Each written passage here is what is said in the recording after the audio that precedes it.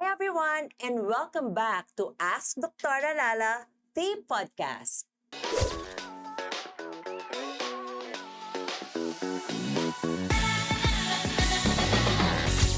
I'm Dr. Lala, your aesthetic dermatologist, anti-aging medicine specialist, family medicine physician, occupational medicine, skincare advocate, and the founder of the Drola Clinic. Dito sa podcast na to, chill-chill lang tayo para tayo nagkukwentuhan. Pag-uusapan natin yung mga skincare concerns natin, and we'll debunk yung mga skin myths, ano yung mga everyday skincare routine na pwede sa'yo. Kasi hindi lahat ng skincare pwede sa bawat isa. Kasi lahat tayo may kanya-kanyang skincare. Whether you're listening habang nagluluto, nagpapaanyo ng inyong mga chikiting, or even doing your skincare routine, you're driving, or syempre maybe nasa work or nakasakay ka sa jeep, or kung ano man ang ginagawa mo, thanks for being here with me today. Today's episode will be super fun kasi meron tayong invited guest na super galing mambudol online, but in a good way. Today, I'm joined by a skincare advocate, a beauty and makeup enthusiast, and what I love about him is his confidence.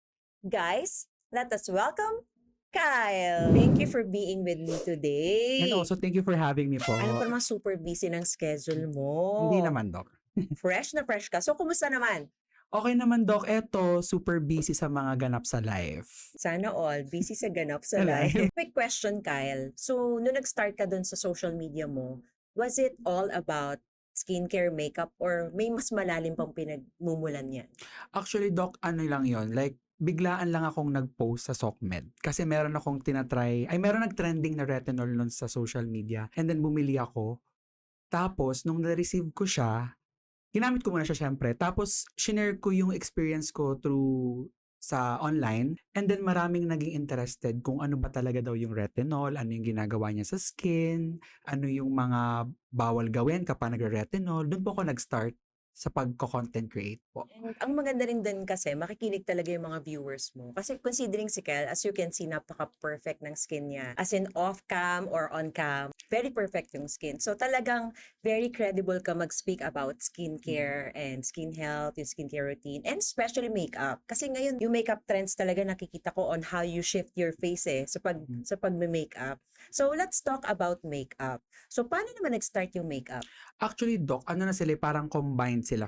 Para sa akin combined sila kasi kapag nagsi-skincare ka na, dapat matuto ka din mag-makeup para perfect duo na sila. So, nag-start naman po ako mag-makeup is na ano lang din ako online, na intriga lang din ako kung paano. Syempre, kailangan mo maging presentable kapag lagi kang sa school noon. Kailangan mo maging presentable kahit online. Kailangan fresh kang tingnan sa screen. So, nag-start po ako noon sa online lang din po ako natuto. Nanonood lang din po ako ng mga step by step kasi hindi din po ako marunong. Nung nagamay ko na po yung mukha ko and natuto na po akong kung paano yung mga steps, nag-self-taught na lang po ako ng akin na nagpa-practice ako sa salamin. Doon ako kung paano ba yung tamang paglalagay, yung mga blush on, yung sa mga mata, ganun. Pero kasi sa akin, for me, no, guys, ang makeup kasi is not for everyone na talagang marunong mag-apply. I think you're also gifted with makeup talaga, yung paglalagay ng makeup. Kasi I have tried makeup din before sa face ko, kaya lang hindi ko talaga ma-perfect kasi ang makeup artist lang talaga siguro may mga gift. And for sure, meron kang gift kasi pwede talaga mag-transform yung face mo with different kinds of makeup.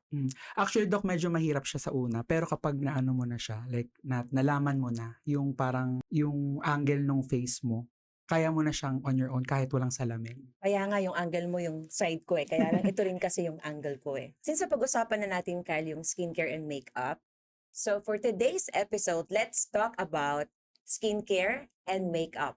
Love team ba or toxic relationship? Much po ako dati kasi nag-upload ako ng video and then may nag-comment na puro daw po ako makeup, mag-skincare daw po muna ako kasi ang pangit daw po ng aking face. Ano pong take nyo doon?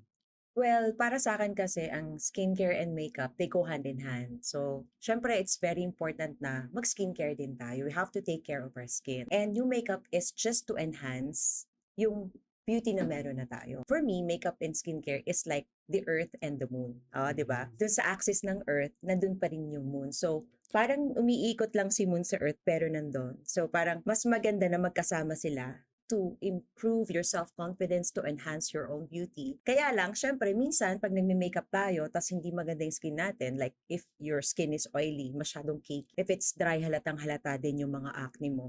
Tapos, super tired or puyat ka, nakikita pa rin natin kahit itago through makeup. But, ito sasabihin ko po sa inyo ha, a lot of makeup artists nowadays ay super galing talaga nila.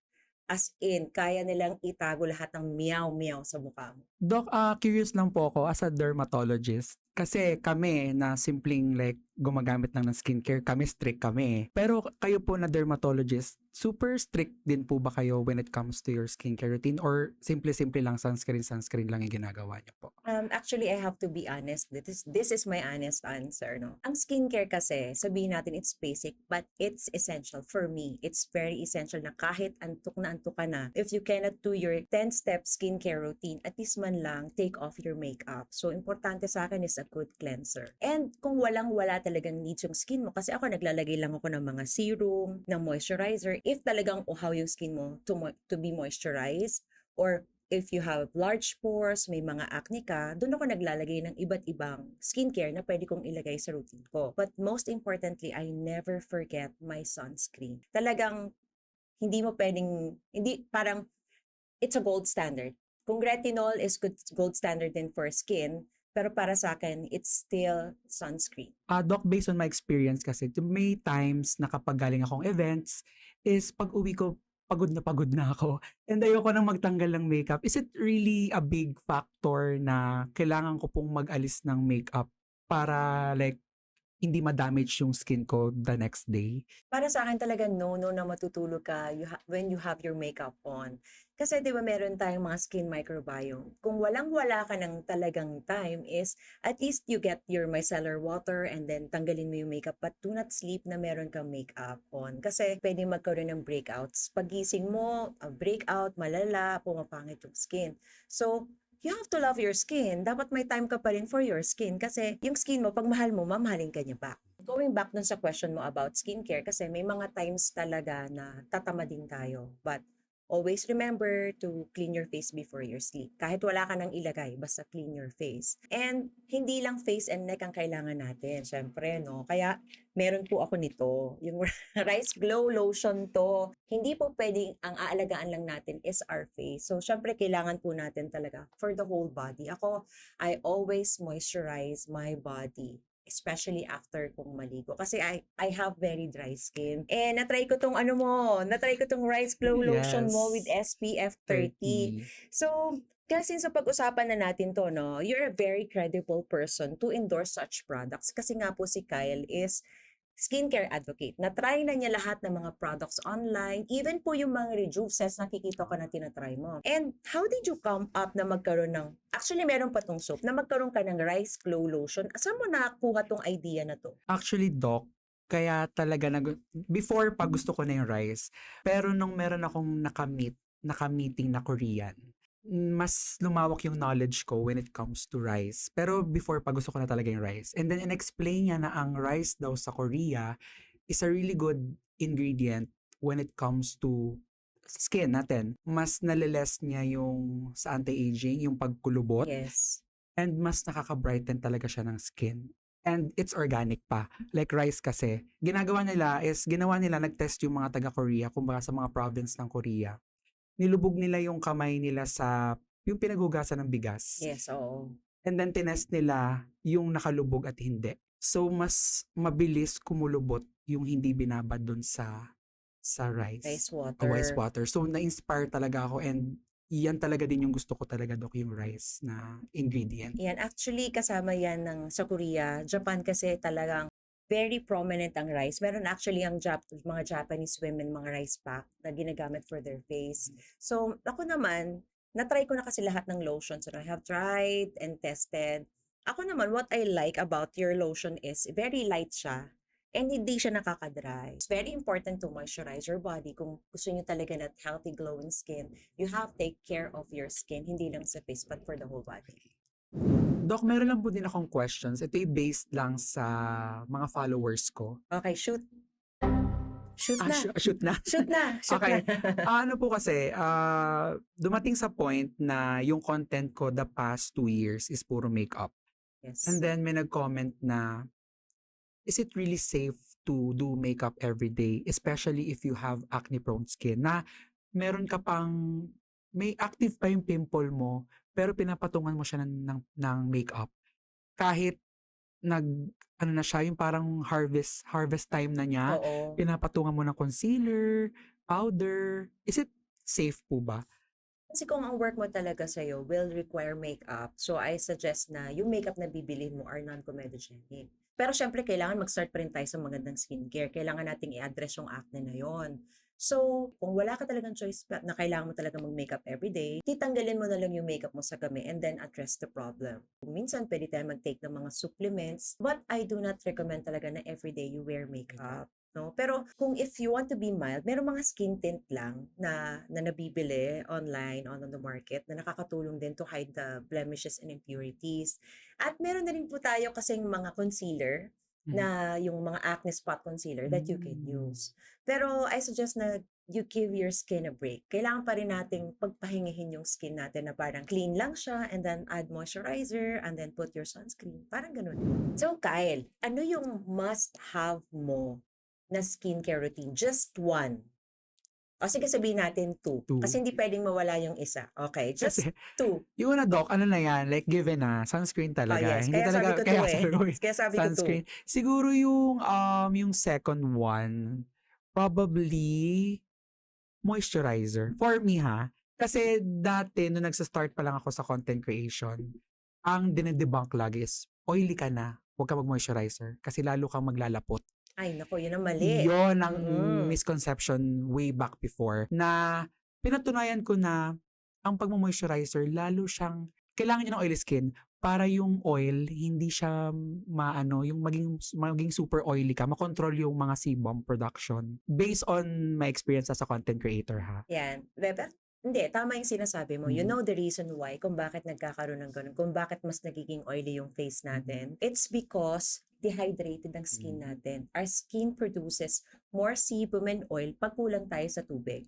So, pag naglagay ka ng moisturizer sa skin mo, mas nagkakaroon siya ng moisture. So, mas nalilesen po yung mga oil. So, it's very important for a moisturizer. So, maganda naman yung yung two must-haves mo. Ako kasi, ang must-have ko naman is facial cleanser talaga. I'm a fan of facial cleanser. So, minsan nga may nag-try ng Perla. Tinry ko rin yung Perla. Ay, yung Perla panlaba? Oh, yung Perla pang laba mismo. Kasi nung time na yun, ang available lang naman is blue at saka yung white. Yung puti, baka naman blue yung gamitin mo. Yung puti, pwede, sige. Kasi maganda siyang pang cleanser talaga. And alam mo ba, nakakatanggal din siya ng amoy. Let's say, mabaho yung kilikili or mabaho yung paa. Medyo ibabad mo ng 1 to 2 minutes Hindi yun. siya harsh, Doc? Hindi siya harsh. Hindi katulad ng ibang mga panlaba na. Okay. Tsaka pag ginamit mo siya sa skin mo, pag naglalaba ka, hindi siya mahapde or moisturized pa nga. Narinig nyo yun, hindi daw mga ngasim. Bibili ako mamaya. Pag ako nangasim ha. Yung white hindi Yung blue. white daw. O, Oo, sige. kasi meron na kasing Perla talaga na pang facial wash. Facial wash. Oo, meron na ngayon. Sige, try natin yung Perla na yan. Oo, Sige. magdala ka sa Dubai pag Sige. pumunta ka. Para hindi ako mangasim. Yes. Ako, a good cleanser, a very mild cleanser, okay na po yun. But, syempre, kung may acne ka, kung oil yung skin mo, kung dry or haggard, may kanya-kanyang cleanser yan. So, ang hindi alam ng audience natin, na ang cleanser is hindi pare-pareho. Ang cleanser is depende dun sa need ng skin. So, for me, it's cleanser and sunscreen. So, my turn to ask a question naman, Kyle. What is the chemical composition of hyaluronic acid? Uwi na ako. Hindi kasi since napapag-usapan po Okay. natin yung like yung favorite mo is moisturizer. Ano naman ang skincare routine ni Kyle? Kasi nakikita talaga kita on TikTok na you have tried every product. So from cleanser to micellar water hanggang sa pag-make. So like ikaw Kyle, ano mismo yung skincare routine mo? Ikaw ba ay 10-step skincare routine, 3-step, or depende sa mood? Una, sa followers ko muna. Humingi na ako ng sa inyo kasi dati, ang skincare routine ko, marami talaga, Doc. Kasi ginagawa ko yung 7-step to 10 skincare routine ng Korean. Kasi super inspired talaga akong yung glass skin and super duper everything. Nalaman ko lang siya, Doc, na mabigat siya kapag pinatungan mo ng makeup. Yes. Doon ko nalaman na mali. Kung gusto nyo mag 7 to 10 Korean skincare routine, okay mag-makeup. parang kung yun ang basis nyo. Pero if yung routine ko sa pagme-makeup, ano lang, yung pinakamahalaga, sunscreen sa umaga, ay moisturizer and then sunscreen. Yun na yung nagsiserve as primer ko. Naglalast naman siya the whole day. No, kaya pala Apo. mukha kang Korean, Kyle. Hindi. Hindi. Si Kyle kasi, alam mo, Hindi. una nakita ko siya, una ko kasi siya na-meet sa IG. Nagulat kasi ako, sabi ko, sino naman tong celebrity nag-message sa akin na parang, Celebrity. ang ganda-ganda ng face. Sabi ko, bakit nagtatagalog? Kasi mukha naman siyang Korean. So, yun pala talaga, nag-start ka doon. Kasi ako din, hindi rin ako masyadong naniniwala doon sa ang tagal-tagal na skincare preparation. Pero tama ka doon, if you're focusing on skin lang and wala kang makeup, you can do your 7 to 10 step skincare routine. Kasi when you put makeup dun sa 7 to 10 skincare routine mo, sobrang kapal na. Opo. Sobrang dami na. Malagkit. So, malakit na. Malagkit. Mabilis ka maghuhulas Totoo and magkakaroon ka po. ng parang cakey na itsura. Cakey. 'Di ba? Kasi pag dry yung skin mo, irritated and dry skin, pag Totoo po. nag-makeup ka, halatang-halata as in kitang-kita yun sa camera, 'di ba? Malagkit. Opo, malagkit. Maganda lang siya sa cam tingnan kasi super glowing. Pero Yes. in person, huwag ka expect. Oo, kasi Oo. alam mo yun, minsan ang mali din ng mga audience natin, they think that it's all about makeup. Ang hindi nila alam, may lighting yan, Opo. meron yung filters, meron Totoo yung mga po. preparations. Pero as of now, ang skincare routine mo is simple lang talaga. Sinimplihan ko na lang, Dok. Ewan ko nung medyo medyo natuto na ako dun sa mga mistakes na nagawa ko dati. Mas naging simple na lang yung routine ko sa mga ginagawa ko ngayon sa muka. Yung hindi naman kasi kailangan lagi super dami ng nilalagay. Minsan nga, ano mo yung term na tawag nila?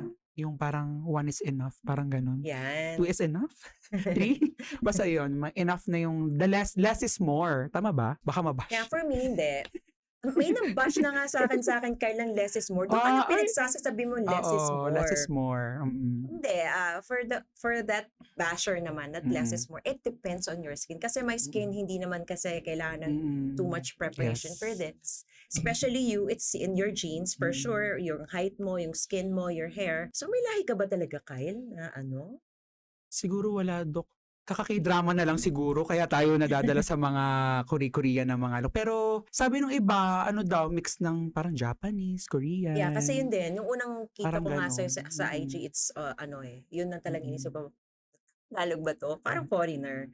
So super tuwa naman ako kasi nakita na rin tayo dun sa isang event natin with Unilever. Sa Yan. yes. Sabi ko, siya pala yung kachat ko. Unilever. Hello.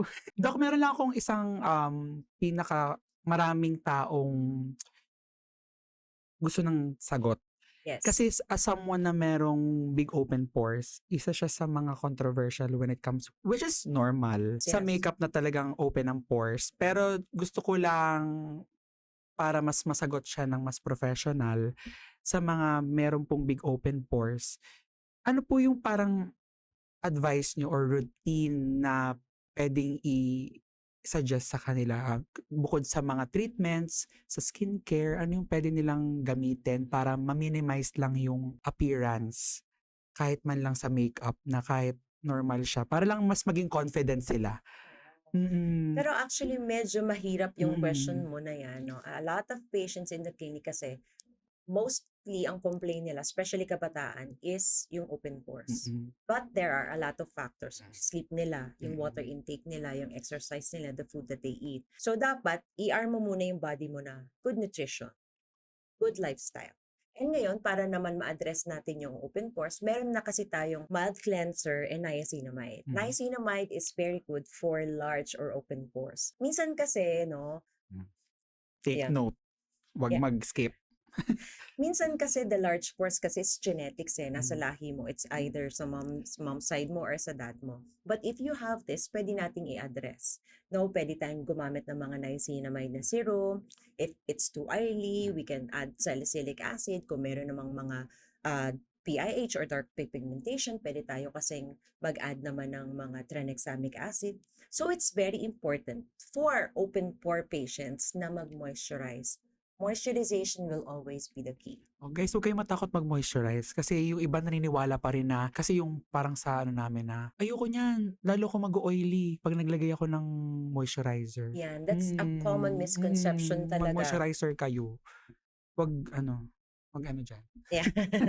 So that's a common misconception talaga, no, Mm. yung pag-add ng moisturizer. Kaya lang actually may mga moisturizers tayo, iba't ibang type yan. Ha? May water-based, may cream-based. So depende yon sa need ng skin natin. You can use a light moisturizer, you can use a heavy moisturizer depending doon sa state ng skin. Especially sa weather. Dito sa Pilipinas kasi, I ask my patient or I tell my patients to use a light moisturizer lang. Yes. Kasi nga super init, baka Super mas init. lalong, baka yung sinasabi nila no, na nag-o-oily. Mm. Baka you're using the wrong moisturizer. Yun yung mali guys. So, Tapos yung sinasabi mo, if it's open pores dun sa makeup, pwede may blurring na eh. May mga blurring na mga products na base, you can use Yes. that. Isa kasi na try ko na talagang maganda. I bought this product from Thailand. Okay. As in talagang walang hulas yung sa face. Na kahit pawisan ka na hindi siya nawawala, ganun ka perfect. So yun yung para sa akin yung mga magagandang base ngayon. The blurring is from yung nabili ko nga sa Sa Thailand. Thailand. Sorry guys, hindi namin pwedeng sabihin Yeah. kung ano yun. Ginigatekeep. Hindi. Pero pag nag-comment kayo below, I'll put the name of the product that I'm using. Walang hulas na daw guys. Walang hulas dito sa Pinas. As in, walang hulas. Ano kaya yun? Hindi ko kasi alam eh. Hindi, walang hulas talaga. Pinakita ng doc pero hindi ako nag-pay attention. Hindi kasi yung weather kasi sa Thailand, mainit din eh. Super humid din. Sa Pilipinas, ganun din. Mainit, humid. So maya-maya, alam mo yung ang ganda-ganda ng makeup mo. Kahit alam mo Hulas yung, agad. ano yung pang-spray natin, yung setting spray. Pero paglabas mo after 4 hours, naku po, hulas na hulas na. Yan pa yung gusto ng iba doc. Yan yung gusto nila yung no hulas daw kahit sa mga guys. Lahat ng makeup umuhulas. Ano lang, siguro proper lang na Base siguro. base. Oo. Kailangan huwag kayo mag-skip ng step. Kasi pag nag-skip kayo ng step, baka may tendency na ano talaga yan, humulas Oo, agad. tama. Oo. Kasi iba nag-skip eh, parang wag na mag-moisturizer, diretsong foundation na. Yun, yung mga ganon. Kasi magkikiki yun. Pero Opo. isa pa rin maganda is dapat meron kang magandang setting spray. Ayun, yung kapit talaga. Kasi para walang hulas talaga. No? Walang hulas. Spray net. Aquanet. Aquanet. So mag-hot seat naman tayo, no? Hot seat. Ito kasi as a content creator din, no? Influencer content creator ako. Ikaw naman ang question ko, dahil nga you're a content creator, kailangan ba talaga laging perfect yung skin? Naku, Doc, dumaan ako sa time na nung nagsa-start pa lang ako, sobrang kailangan perfect ako every time ako. Kahit mag-grocery lang ako. Kailangan plakado kasi hindi mo alam, baka mamaya may makakita sa'yo. Syempre sa labas. Kasi nga, public figure. Yes. Ganon. Kaya nung time na yon skincare and makeup. So, expect na skincare. Ay, makinis yan. Wala yung pores. Ano yan? Kutis porcelana, ganyan. Pero dumating sa point, Doc, na na-overcome ko naman siya. Na hindi naman, wala naman taong perfect. So, kung ano na yung expect nyo, ito talaga yun. Parang ganon. Pero, wala. Acceptance na lang talaga na kung wala naman taong perfect. So, kung ano yung nakikita nyo sa social media, ayaw ko mag-talk. Yes, guys, kasi totoo naman talaga yan. They expect you to have this perfect skin. Katulad ko, derma ko, no, bawal makita yung eye bags, bawal may wrinkles, bawal may acne. Pero guys, tao lang kami. No, nagkaka-pimple, nagkaka-acne kami, nagkakaroon kami ng white hair. So, nobody's perfect, but we are doing our best, no, na talagang we have to take care of our skin. Kasi ang dami nating followers, they look up to us. Kaya lang, syempre, meron tayong mga bashers kasi may kakalala rin nga ako na, ewan ko kung pwede ba itong pag-usapan. Ako. Yung kakilala natin na to na starts with the letter Ewan. Ay. As in, talaga siya. Akala mo talaga dun sa picture or dun sa social media niya. Sobrang perfect. Sobrang perfect. Pero pag nakita mo siya in real life, parang, magpapapicture pa ba ako or hindi ako magpapapicture? Uy.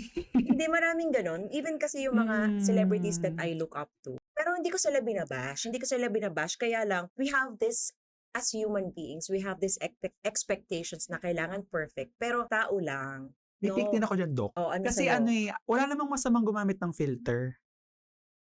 Pero wag naman yung sa point na magiging unrecognizable na kayo sa camera. Yun.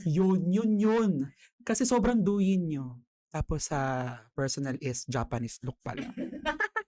Ganong ba? Kunyari, doing kayo sa TikTok, tas pagdating sa personal, ano pala, Japanese Oh, doll, hindi ganon. kaya we have to be honest. Ang tawag na natin, Di no? ba kaya, hindi, we have to be honest talaga. We have to be honest sa sarili Wala natin. namang masama kasi, yun nga lang, expectation versus reality. Huwag mo masyadong ilayo, ganon.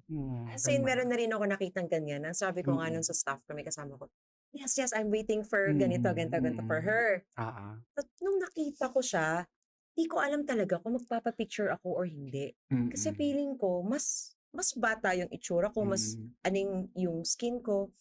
Siguro may factors nga. Kaya lang syempre at the back of my mind na may problema rin siguro yung tao. We can use filters, pero wag naman yung hindi mo na makilala Yun sa nga, Dok, na personal. parang, hala, ano nangyari sa kanya? Ganon. Pero kasi hindi nakikita ng ibang tao is, dun syempre tayo, as a content creator, little filter, yung lighting mo, and even makeup. It's very important. Yun yung behind the scenes na hindi nakikita ng mga followers natin.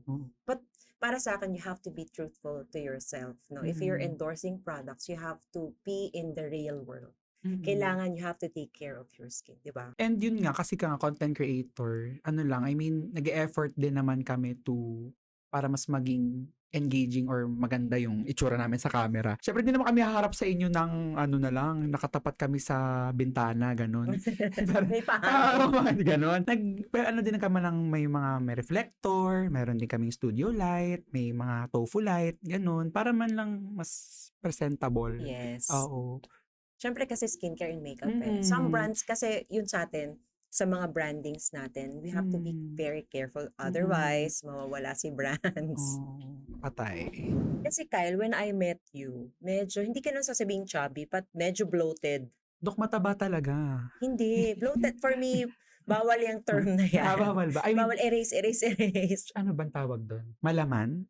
Yeah, malaman, bloated. bloated. So, ang laki ng change mo from before to now. Kasi guys, pag nakita nyo siya on his previous mga posts on TikTok, Instagram, and Facebook, medyo mas cuter face si Kyle. So, ngayon, napansin natin on his new post sa IG, TikTok, super ibang tao na siya po.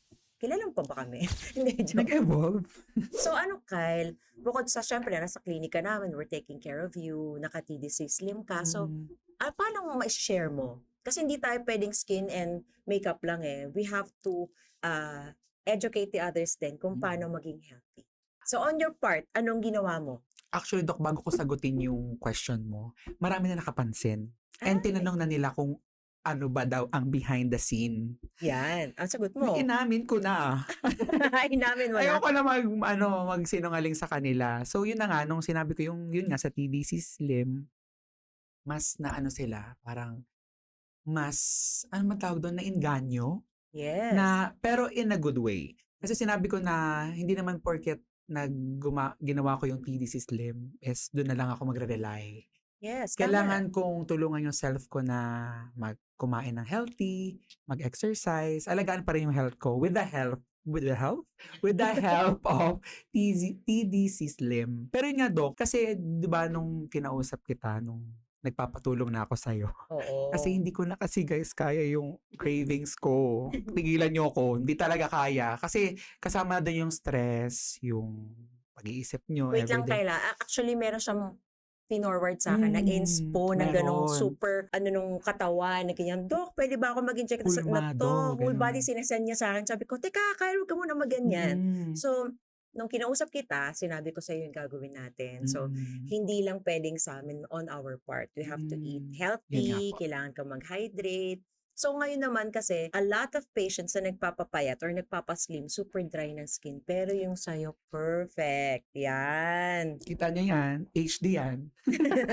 Ayun nga, Doc, thank you kasi yun nga, yung sa help nyo po, mas gumaan yung weight loss journey ko sa akin para mas nagiging confident na ako ngayon when it comes to my pananamit. Kasi nung yung yung medyo malaman ako, ang hirap guys magsuot ng gusto mo.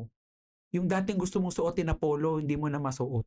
Ngayon parang kulang, parang mag-show off na tayo ng skin. Gano'n na yung Yan. Oh, pwede atake. na. Maganda naman ang skin Oo, mo pwede eh. na. Gano'n. Yung TDC Slim kasi, it's not about yung mga injection or medications na binibigay namin or mga supplements. Tinuturuan kasi din natin, di ba, on how to eat properly, how to hydrate, dapat may exercise. So, isa ka sa mga patients na super bait. Kasi masunurin. Kaya lang, Doc, ano ba ito naramdaman ko nung unang inject mo sa akin? Parang hindi ako makakain. Parang ganito. Pero nung Dok, nung ginawa natin to, mas naging disiplinado ako.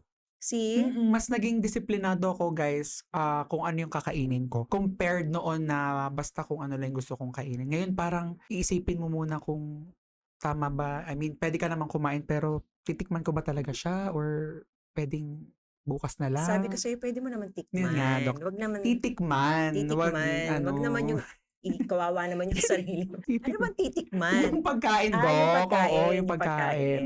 Ayun. Mas Pagkain din yun. Please. Ayun din, Doc, bago po ko sa inyo lumapit nun, di ba, nung time na yun, sabi ko, Doc, kailangan ko na ng tulong nyo. Pero sabi nyo nga, magpa-consult muna ako bago natin yan Yes. gawin kasi hindi pwedeng basta gagawin natin, baka mamaya maapektuhan yung health. Yun din po, yung Kasi on my take naman, meron tayong mga proper slimming medications na pwedeng itulong. But syempre kailangan natin ng blood chem or ma-check natin yung history mo if you're hypertensive or diabetic, ano bang lifestyle mo. So we cater different kinds of kung ano yung para sa'yo. Ayun. Pero good thing talaga sumunod ka sa akin. Kasi timo, ang glowy ng skin mo. dapat susunod para tuloy-tuloy ang nipis journey, gano'n. Yes. Back to question tayo. So, skincare and makeup. For you, love team ba or toxic relationship? Siguro, Dok, may dalawang option. Kasi kung love team padaliin ko na lang, love team sila if alam mo kung paano sila gamitin. True. Toxic if pag nag-overdose ka ng use ng skincare or makeup. Diba na-try mo na yun, yung parang nag-overdose ka na skincare mo? Dati po, parang nung hindi pa ako marunong, 5 times ako nag-wash ng face. Oh my gosh. Tapos ang ginagamit ko pa yung mga parang kojic acid.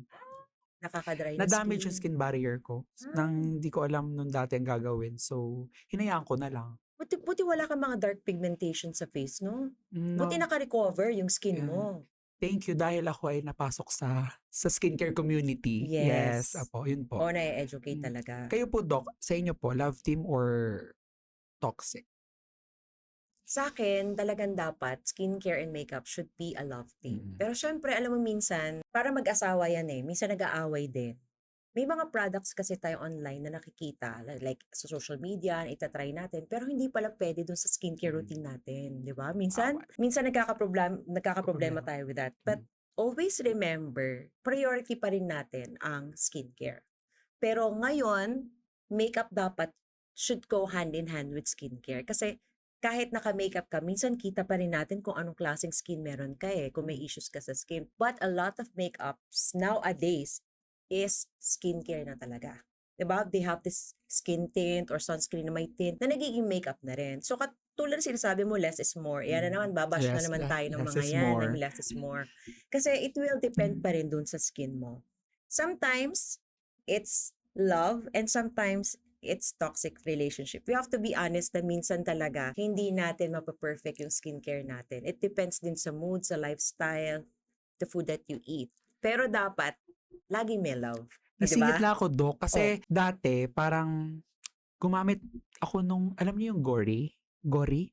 Ano yung yun? whitening cream na nag-trend noon. Yun lang gusto ko lang isingit nun kasi yun din, toxic yun if yung binibili yung Yung product. mercury? Yun, Oh Doc. my gosh. If yung bibilin yung products is hindi nyo alam kung ano yung nandun. Kung parang bibili nyo lang siya at least na parang, ay, sige, nakakaputi ganyan. Doc, ang taas pala ng mercury level. Ang nangyari po sa akin nun, gumanda naman talaga yung mukha ko, mas naging smooth, pumuti. Pero nung nilagay ko siya sa leeg, nagpantal. Naku, Nag-react yung skin ko. nagkaroon ng So, allergic nagdiretso po kami sa derma din nun. Binigyan kami ng gamot. Kaya yun lang yung toxic doon kapag yun nga, hindi nyo alam yung ingredient na ginagamit nyo. Wag mag-research din po. Ayun. Oo, yun nga kasi kaya we have to educate, no? Dapat Yes. backed by science lagi yung gagawin Mm. natin. Pero it's okay din na magkamali ka. Kasi Yes. katulad na nagka-rashes ka, ibig sabihin it's defense of your skin. Mm. Defense kasi ng katawan mo na protektahan siya. That's why nagka-rashes ka. Mm. Pero buti nila, nagpa-derma ka na agad. Mm. Kasi kung hindi, wala naman ako nakitang Wala na po. mga ano Opo. dyan sa neck mo. Mm. Wala na rin. Wala. When talking about skincare and makeup, they should go hand in hand. No? Skincare is not about beauty lang. Skincare should be like yung overall wellness ng katawan mo na kailangan from within is healthy ka. Kasi if you're healthy from within, maganda rin yung skin mo. And if you want to enhance your beauty, syempre we should add makeup. Pwedeng a little or more, but it will depend dun sa mood na gusto mo. Ayun, Dok. Thank you. Medyo nalinawan ako sa yung mga bagay na in-address natin. Mas nabigyan ako ng hustisya dun sa mga kailangan nating masagot dahil kay Doc. So whether you're on full glam or mild makeup, pinaka-important talaga, Kyle, is confidence. Comfortable ka with your own skin and dapat mahal mo yung skin mo. Remember, when you feel good about your skin, makeup simply enhances what's already there. Thank you, Kyle, for being with us today. And yan po, meron kaming flowers sa'yo. Yeah, thank you po. So sweet. Happy Valentine's. Ay, hindi. Ay, ano ba Advance happy Valentine? birthday mo to. Teka, dadaling ko to. Thank you. Thank you po. Thank you. Actually, may pabaon pa ako sa'yo, ha? Sige, Doc. Nadadalhin mo for Dubai. Pampa pretty. Pampa pretty, pampa healthy. Yes. Thank you. Thank you, Kyle. Thank you po. Kyle, please invite our audience and listeners on your social media. Okay guys, kung gusto nyong mabudol, i-follow nyo ako sa aking mga social. So for my TikTok, it's kevin.kyle. Ganon din siya sa IG. Tapos sa Facebook naman, sa Facebook page ko is Kyle Skin. Ayun lang. Remember, if you have any questions, don't forget, Ask Dr. Lala!